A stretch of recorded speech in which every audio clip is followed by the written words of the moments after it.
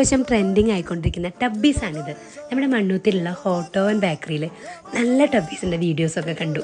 അപ്പോൾ അങ്ങനെ ഒരു ദിവസം കഴിക്കണം എന്നുള്ള പ്ലാനായിട്ടിരിക്കുന്ന സമയത്താണ് ഞങ്ങൾ കസിൻസൊക്കെ ആയിട്ടൊരു നൈറ്റ് ഡ്രൈവ് പോയത്.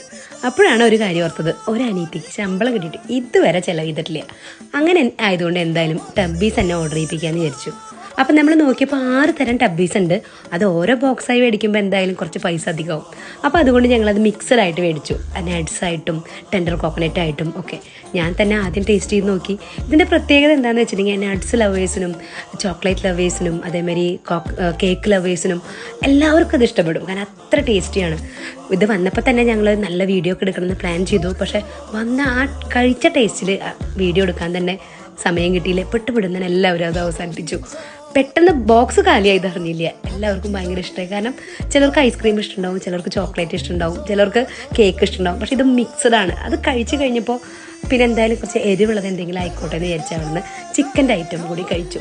ഇവിടുത്തെ വേറൊന്നും പറയണ്ട, ഇവിടുത്തെ കേക്കൊക്കെ വളരെ ടേസ്റ്റിയാണ്. ഞാൻ മുന്നേ കഴിച്ചിട്ടുണ്ട്. ഇത് നമ്മുടെ ഒരു ഫ്രണ്ടാണ്, എൻ്റെ വിഷ്ണു എന്ന് പറയും, എൻ്റെ ക്ലാസ്സിൽ പഠിച്ച കുട്ടിയാണ്. ഇവരൊക്കെയാണ് ഇതിൻ്റെ മേക്കിംഗ്.